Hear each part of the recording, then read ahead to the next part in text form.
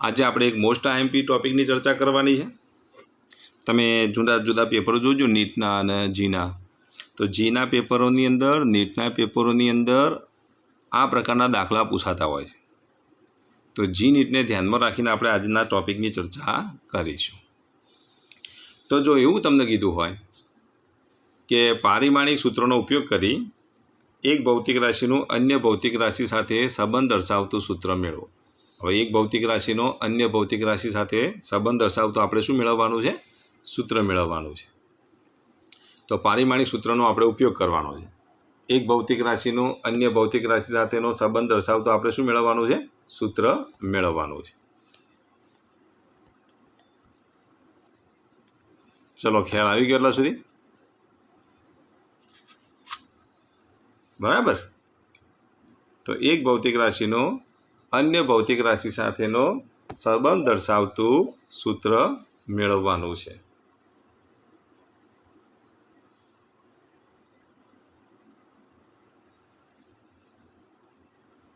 ચલો, હવે સ્પષ્ટ દેખાય છે કે નહીં? તમને એવું થશે કે ગતિ ઉર્જા કે, આપણે આવું લખીએ ને, ગતિ ઉર્જા કે બરાબર 1/2 mv સ્ક્વેર। પછી દાખલા તરીકે કાર્ય ડબલ્યુ બરાબર આપણે શું લખીએ છીએ? F into D. તો જો આ એક ભૌતિક રાશિનો અન્ય ભૌતિક રાશિ સાથેનો સંબંધ દર્શાવતું સૂત્ર કહેવાય।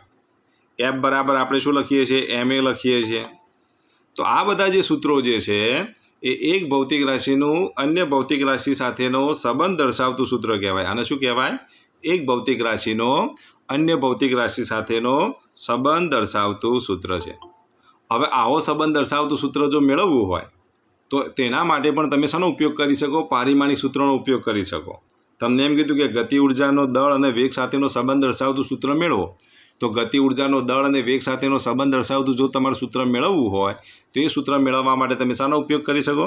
પારિમાણિક સૂત્રોનો ઉપયોગ કરીને તમે એ સંબંધ મેળવી શકો। તો આજે આપણે એ સંબંધ મેળવવાની ચર્ચા કરવાની છે। તો આ ટૉપિક બહુ અગત્યનો ટૉપિક છે। હવે આ ટૉપિકને માટે તમારે આટલું યાદ રાખવાનું। જો ખબર ના પડે તો તરત જ તમારે જે પ્રોબ્લેમ હોય પ્રોબ્લેમ રજૂ કરી દેવો, બરાબર?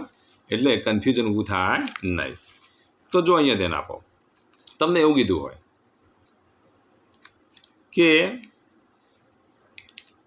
પદાર્થની ગતિ ઉર્જા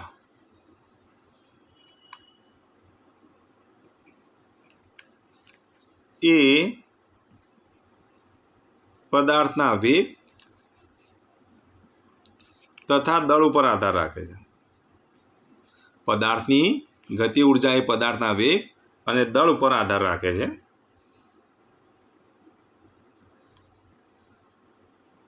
આવું તમને પક્ષમાં આપી દીધું હોય કે પદાર્થની ગતિ ઉર્જા એટલે કે, પદાર્થનો વેગ એટલે v અને પદાર્થનું દળ એટલે m। તો પદાર્થની ગતિ ઉર્જા એ પદાર્થના વેગ તથા પદાર્થના દળ ઉપર આધાર રાખે છે। તો ગતિ ઉર્જાનું સૂત્ર મેળવો।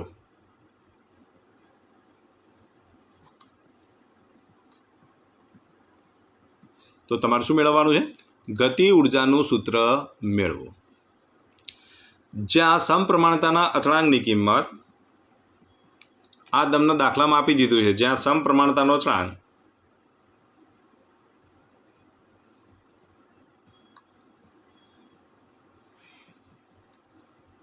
એક દૂતીયાંશ છે। આ માહિતી તમને આપી દીધી છે કે સમપ્રમાણતાનો અચળાંક કેટલો આપ્યો છે? 1/2 આપેલ છે।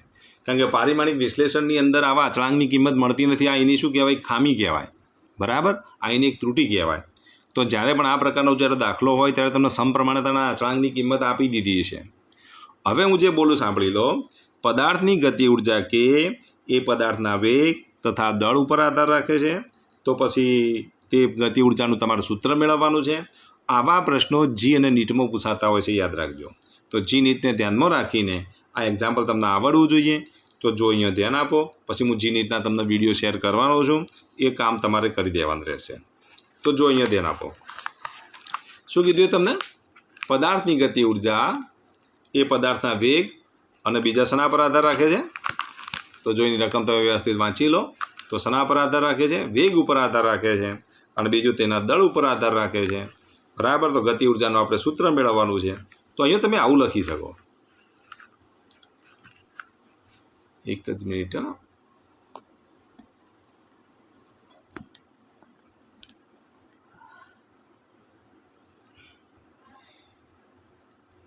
તો ગતિ ઉર્જાનું સૂત્ર આપણે આ રીતે મેળવી શકીએ।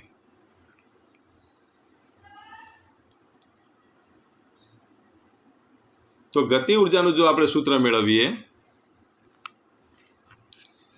તો ગતિ ઉર્જા કે એ કોના પર આધાર રાખે છે? વેગ ઉપર આધાર રાખે છે। એટલે વેગ ઉપર કેવો આધાર રાખે છે આપણને ખબર નથી, એટલે ગતિ ઉર્જા કે ચલે છે v/a। જો સમપ્રમાણમાં હશે તો એની કિંમત 1 હશે, વ્યસ્ત પ્રમાણમાં હશે તો એની કિંમત -1 હશે, જો વર્ગના સમપ્રમાણમાં હશે તો એની કિંમત 2 હશે। હવે કેવો આધાર રાખે છે હજુ આપણને ખબર નથી, એટલે ખબર નથી એટલે કે ચલે છે શું લખીશું બોલો? v/a। અને બીજું દળ ઉપર કેવો આધાર રાખે છે એ પણ આપણને ખબર નથી, એટલે આપણે m/ શું લખી દઈશું? b। જ્યાં a અને b અચળાંક છે। તો કીધું છે તમને એટલું કે પદાર્થની ગતિ ઉર્જા એ વેગ ઉપર આધાર રાખે છે, પદાર્થની ગતિ ઉર્જા એ દળ ઉપર આધાર રાખે છે। કેવો આધાર રાખે છે આપણને ખબર નથી, માટે ગતિ ઉર્જા કે ચલે છે v/a અને m/b। ચલો ખબર પડી આટલા સુધી? કેવો આધાર રાખે છે આપણને ખબર નથી, માટે વીની આપણે એ ઘાત લીધી। એમ સાથે કેવો આધાર રાખે છે ખબર નથી, માટે એમની કેટલી ઘાત લીધી? b ઘાત લીધી। જો વેગના વર્ગના સમપ્રમાણમાં છે તો એની કિંમત 2 મળશે, અને દળના સમપ્રમાણમાં હશે તો બીની કિંમત 1 મળશે। જો દળના વર્ગના સમપ્રમાણમાં હશે તો પછી શું મળશે બોલો? બીની કિંમત 2 મળશે। તો અહીંયા તમે એવું કહી શકો કે ગતિ ઉર્જા કે ચલે છે v/a m/b। ચલો ખબર પડી આટલા સુધી?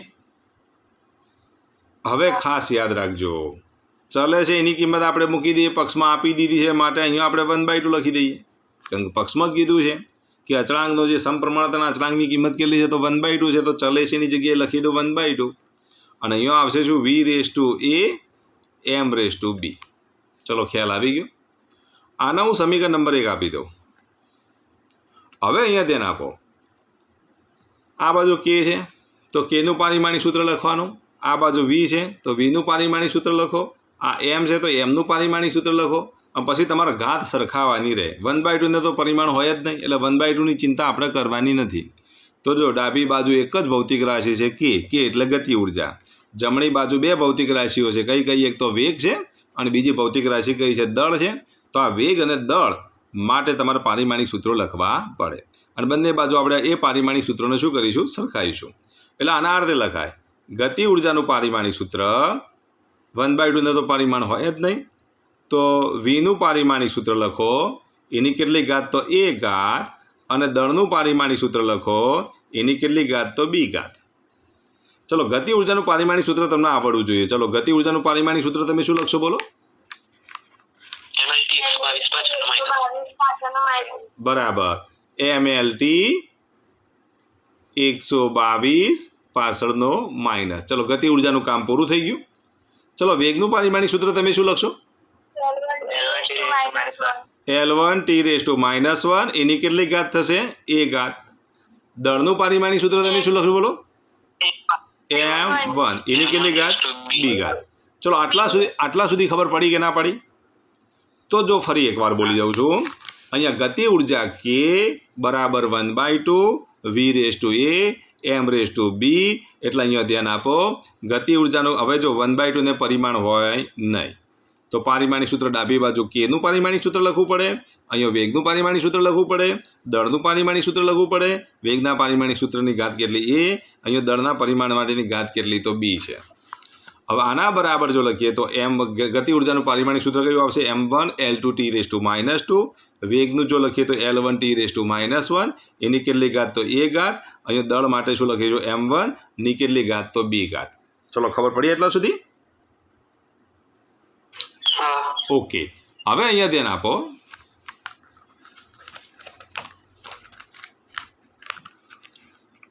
હવે તમે વિચારો, ડાબી બાજુ શું લખીશું? m1 L2t⁻2, પણ જમણી બાજુ જો Lની a ઘાત, tની -a ઘાત, mની કેટલી ઘાત? b ઘાત। લખાય ને આ રીતે? તો જો Lની a ઘાત ટીની માઇનસ એ ઘાત એમની કેટલી ઘાત બોલો તો એમની કેટલી ઘાત થશે બી ઘાત. ચલો ખબર પડી આટલા સુધી? કોઈને કન્ફ્યુઝન છે આમાં? હવે જો અહીંયા ધ્યાન આપો ઘાત સરખાવતા. હવે અહીંયા તમને ખાસ ખબર પડી જવી જોઈએ. અહીંયા આપણે શું કરવાનું છે? ઘાત સરખાવવાની છે.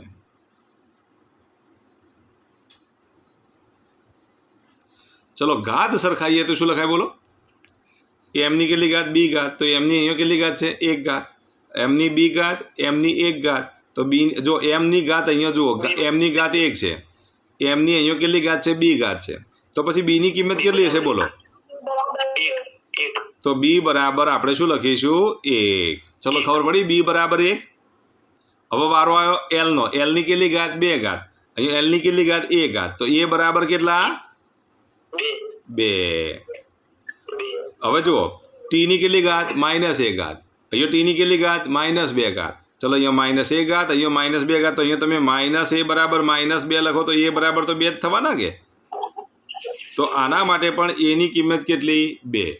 તો આમ બીની કિંમત આપણને 1 મળી. જો અહીંયા ધ્યાન આપજો બીની કિંમત આપણને 1 મળી, જ્યારે એની કિંમત આપણને કેટલી મળી તો 2 મળી. તો એનો મતલબ શું થયો બોલો? ખબર પડી ને? બીની કિંમત કેટલી મળી આપણને 1 મળી, એની કિંમત કેટલી મળી 2 મળી. ચલો બીની કિંમત 1 મળી, એની કિંમત 2 મળી, તો આ કિંમત તો તમે ક્યાં મૂકવાના બોલો? સમીકરણ 1માં મૂકી શકો કે નહીં? તો હવે તમે સમીકરણ 1 જુઓ. તો આપણું આ સમીકરણ નંબર 1 છે. ચલો સમીકરણ 1ની અંદર તમે જુઓ અહીંયા એની જગ્યાએ હું મૂકી દઉં 2, બીની જગ્યાએ મૂકી દઉં 1. તો આ કિંમતો આપણે સમીકરણ 1માં મૂકીએ તો સમીકરણ 1માં મૂકવાથી શું મળશે બોલો?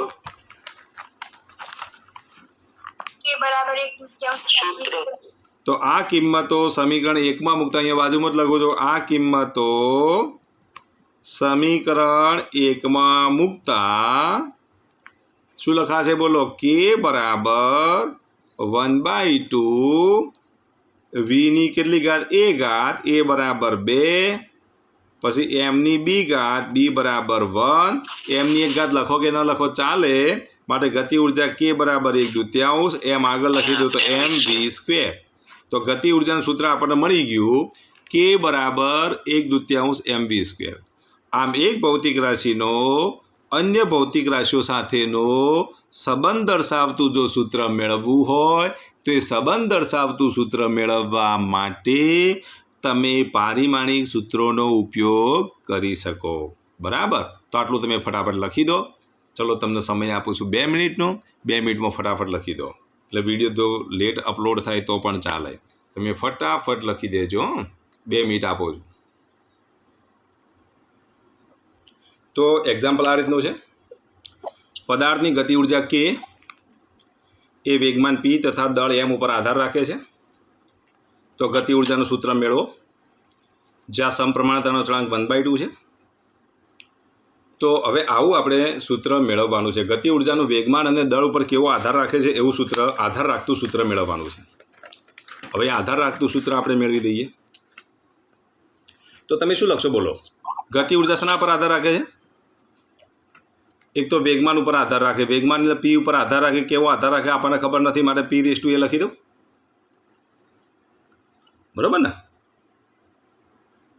અને બીજું દળ ઉપર આધાર રાખે. કેવો આધાર રાખે ખબર નથી, તો m⁴b લખી દઉં. એટલે ગતિ ઉર્જા k બરાબર 1/2. જો સમપ્રમાણતાનો અચળાંક 1/2 આપી દીધો છે. p⁴a m⁴b. આને હું સમીકરણ નંબર 1 આપી દઉં. હવે તમે શું કરશો બોલો? તો k નું પારિમાણિક સૂત્ર 1/2 નું પરિમાણ હોય જ નહીં, એટલે p નું પારિમાણિક સૂત્ર તમારે લખવું પડે. એની a ઘાત લેવી પડે. દળનું પારિમાણિક સૂત્ર લખો, એની b ઘાત લેવાની. ચલો ગતિ ઉર્જાનું પારિમાણિક સૂત્ર ઊંઘમાંથી ઉઠાડીને પૂછે તો આવડવું જોઈએ. ચલો ગતિ ઉર્જાનું પારિમાણિક સૂત્ર ફટાફટ બોલી જજો.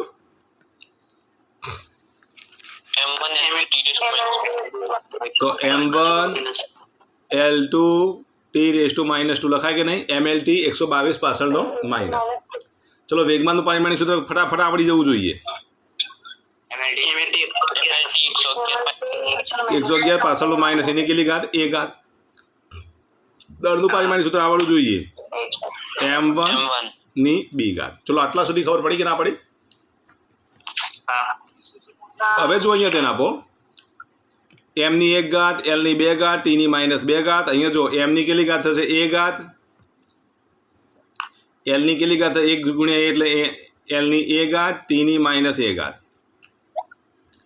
ઇન્ટુ m ની કેટલી ઘાત? 1 ગુણ્યા b એટલે b ઘાત. ચલો ખબર પડી કે ના પડી? હવે જો m ની 1 ઘાત, l ની 2 ઘાત, t ની -2 ઘાત. અહીંયા જો m ની a ઘાત અને b ઘાત એટલે m રેઝ ટુ આધા સરખા તો ઘાતાંકનો શું થાય? સરવાળો થાય કે ના થાય? એટલે m રેઝ ટુ a વત્તા b લખાય ને? l ની કેટલી ઘાત? a ઘાત લખાય અને t ની -a ઘાત. ચલો અહીંયા mlt વાળા પદો છે તો અહીંયા પણ mlt વાળા પદો થઈ ગયા. બંને બાજુ પદો સરખા છે તો આપણે ઘાત સરખાવી દઈએ. તો બંને બાજુ ઘાત સરખાવતા ખબર પડી કે ના પડી? તો બંને બાજુ આપણે શું કરીશું? ઘાત સરખાઈએ. તો ચલો બંને બાજુ ઘાત સરખાવતા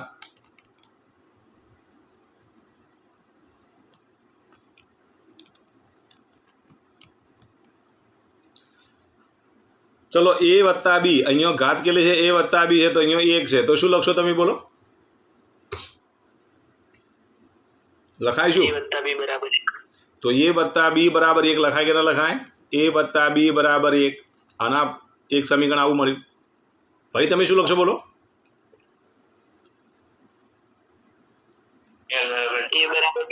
a બરાબર 2 લખાય. અહીંયા a છે. l ની કેટલી ઘાત? a ઘાત. તો અહીંયા l ની 2 ઘાત છે. તો પછી a બરાબર શું લખીશું? 2. ચલો ખબર પડી કે નહીં? a બરાબર 2 થાય કે ના થાય? અને જો ત્રીજું પદ તમને હવે ખબર પડી તો નહીં લખવાનું. જો -a બરાબર -2 તો a બરાબર 2 થવાનો ને? અહીંયા થાય કે ના થાય? તો -a બરાબર -2 થાય છે માટે a બરાબર 2 છે તો a બરાબર 2 લખવાની કોઈ જરૂર ખરી? હવે ચલો આપણને આવા બે સમીકરણ મળી ગયા. a ની કિંમત તો આપણને 2 મળી ગઈ. 50% કામ પૂરું થઈ ગયું. પણ b ની કિંમત શોધવાની છે તો તમે શું કરશો? બોલો b ની કિંમત શોધવા માટે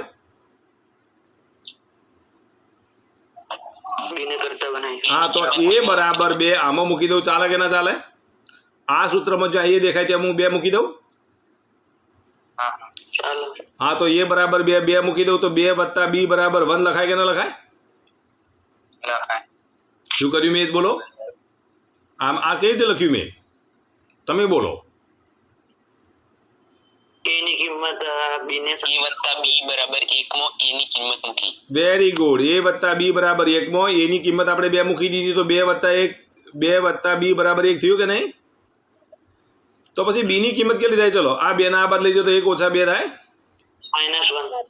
તો b ની કિંમત કેટલી? -1. ચલો આપણું કામ પૂરું થઈ ગયું. ચલો b ની કિંમત -1 મળી ગઈ. a ની કિંમત કેટલી મળી ગઈ? 2 મળી ગઈ. ચલો 2 કિંમતો આપણને મળી ગઈ છે. એ બેનો હવે આપણે ઉપયોગ કરી લઈએ. તો જુઓ આ કિંમતો સમીકરણ 1 માં મૂકતા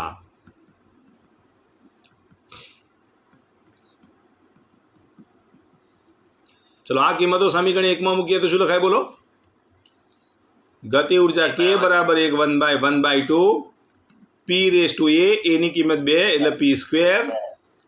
m raise to b. b ની કિંમત કેટલી? -1. એટલે ગતિ ઉર્જા k બરાબર 1/2 p². આ -1 ઘાત છે તો નીચે લખી દો તો ભાગ્યા m. આ રીતે લખો તો પણ ચાલે. આવું લખશો તોય ચાલશે. કોઈને એવી ઈચ્છા થાય કે મારે આ રીતે લખવું છે તો આ રીતે પણ લખી શકો. એટલે ટૂંકમાં p બરાબર k બરાબર p²/2m. આ ગતિ ઉર્જાનું આપણને બીજું સૂત્ર મળ્યું.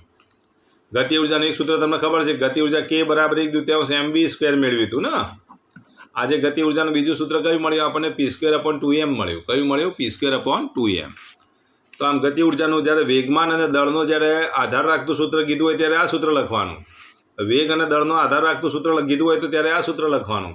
આમ ગતિ ઉર્જાના 2 સૂત્રો મળ્યા આપણને. એ તમારે યાદ રાખવાના છે. ચલો યાદ રહેશે કે નહીં? હવે એ જ રીતે જો ધારો કે આવો કોઈ પ્રશ્ન આપેલો હોય, તમને એમ કહ્યું હોય કે પદાર્થની ગતિ ઉર્જા કે એ વેગ v તથા વેગમાન p ઉપર આધાર રાખે છે.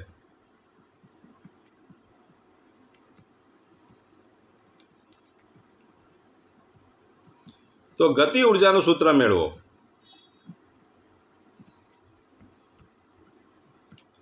જ્યાં સમપ્રમાણતાનો અચળાંક 1/2 છે. સમપ્રમાણતાનો અચળાંક કેટલો છે? 1/2 છે. ચલો આટલું કામ તમે કરી શકો કે ના કરી શકો? પદાર્થની ગતિ ઉર્જા કે વેગ અને વેગમાન p ઉપર આધાર રાખે છે. તો ગતિ ઉર્જાનું સૂત્ર મેળવો જ્યાં સમપ્રમાણતાનો અચળાંક કેટલો આપેલો છે? 1/2 આપેલ છે. ચાલો તમે જાતે પ્રયત્ન કરી શકો કે ના કરી શકો? તો પહેલા તમે પ્રયત્ન કરો.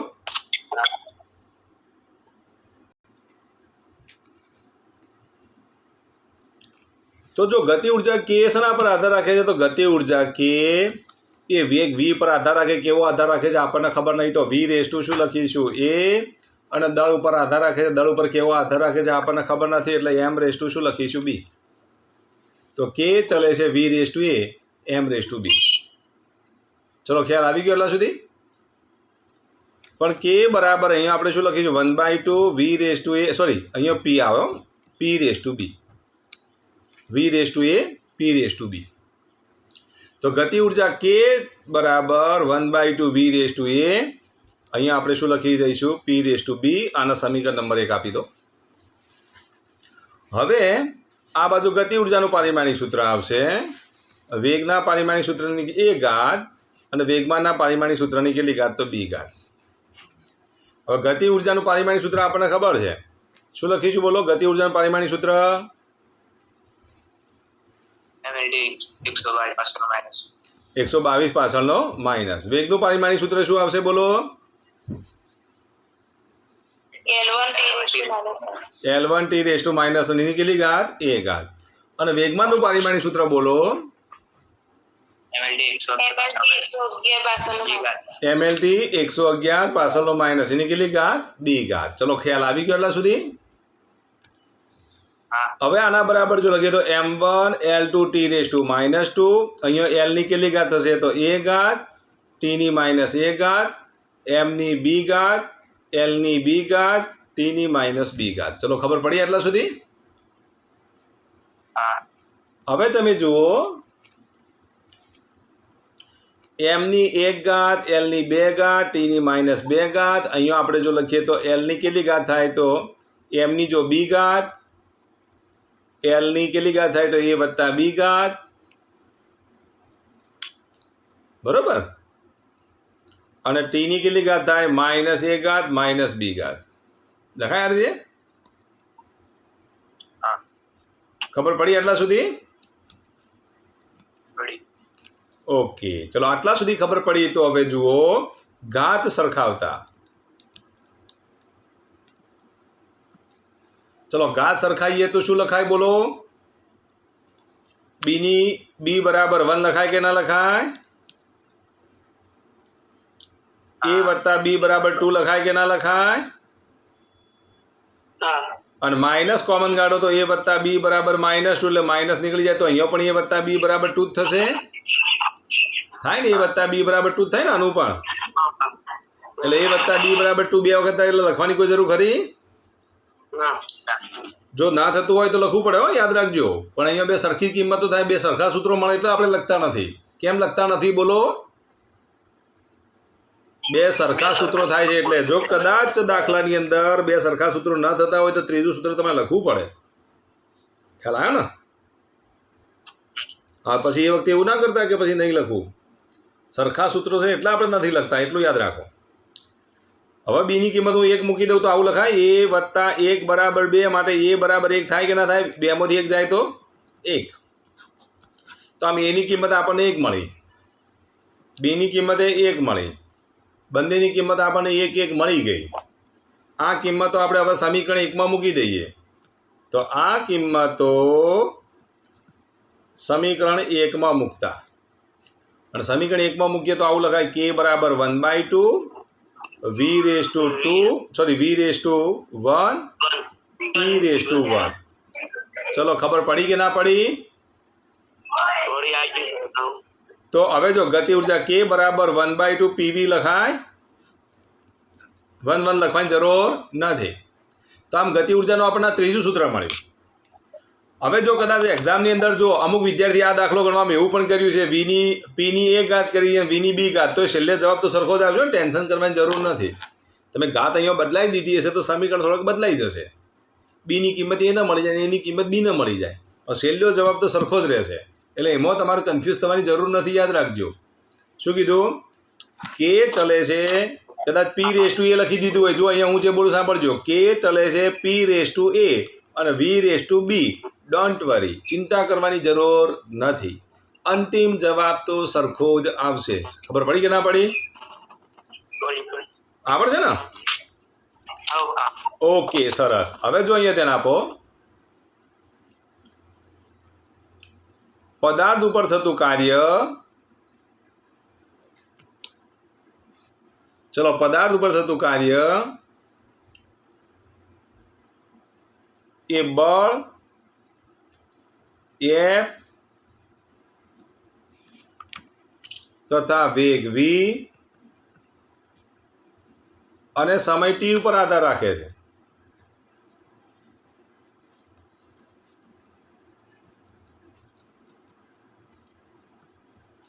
પદાર્થ ઉપર થતું કાર્ય એ બળ F, વેગ V અને સમય T ઉપર આધાર રાખે છે. વેગ ઉપર આધાર રાખે છે, સમય ઉપર આધાર રાખે છે. બરાબર, આવું તમને સૂત્ર આપી દીધું છે. તો કાર્યનું સૂત્ર મેળવો. કાર્યનું સૂત્ર મેળવો. જ્યાં સમપ્રમાણતાના અચળાંકની કિંમત કેટલી લેવાની? 1 લેવાની. કેની કિંમત તમે 1 લઈ લો. ચલો આટલું કામ તમારે પૂરું કરવાનું છે. ચલો આવડશે? પહેલા પ્રયત્ન કરો. ચલો હા તો ટ્રાય કરો. ચલો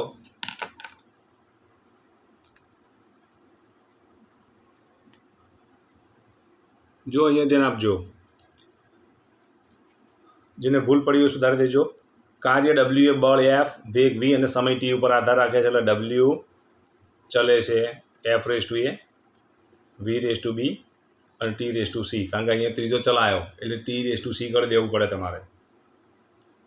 F raise to A, V raise to B અને T રેસ ટુ સી. 3 ભૌતિક રાશિઓ પર આધાર રાખે છે. હવે થોડોક દાખલો આપણે બદલીએ છીએ, યાદ રાખો. જ્યાં ABC અચળાંક છે, એટલે W બરાબર જો ચલે છે ની કિંમત કેટલી લેવાની? 1 લેવાની. એટલે અહીંયા 1 લઈ લઉં તો 1 લખવાની જરૂર નથી. એટલે F raise to A, V raise to B અને T રેસ ટુ સી. એટલે Wનું પારિમાણિક સૂત્ર, અહીં તમારે બળનું પારિમાણિક સૂત્ર લખવાનું, એની A ઘાત, વેગનું પારિમાણિક સૂત્ર લખો, એની B ઘાત અને સમયનું પારિમાણિક સૂત્ર લખો, એની C ઘાત થાય. ચલો આટલા સુધી ખબર પડી કે ના પડી? ખરેખર? ઓકે. કાર્યનું પારિમાણિક સૂત્ર ખબર છે તમને?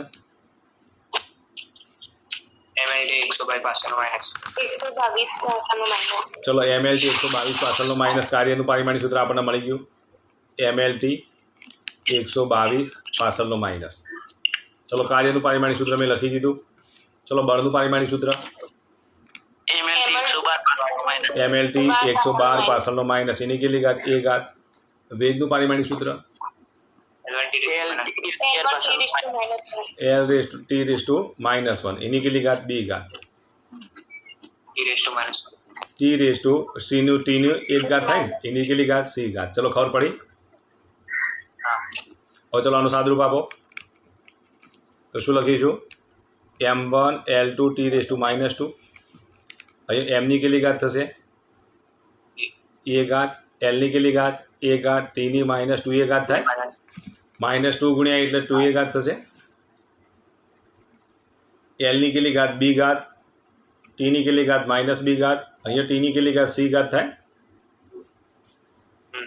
હવે તમે જુઓ, અહીંયા 3 ચલ છે, યાદ રાખજો. M1 L2 T raise to -2. ચલો આટલા સુધી ખરેખર ખબર પડી બધાને?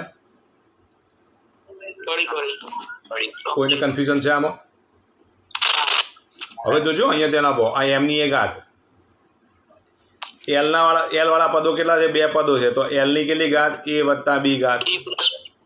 અને ટી વાળા જો કેટલા પદો છે ટી વાળા ટી વાળું એક પદ -2a ટી વાળું બીજું પદ કેટલું તો -b અને ટી વાળું ત્રીજું પદ કર્યું તો c વત્તા c આટલું લખતે આવડવું જોઈએ ચલો આટલા સુધી લખતે આવડે કે ના આવડે અહીંયા MLT હોય તો અહીંયા MLT કરવાના ઘાતોનો જો બાદ બાકી સરવાળો જે થતો હોય કરી દેવાનો ખબર પડી કે ના પડી ઓકે હવે બંને બાજુ ઘાત સરખાવતા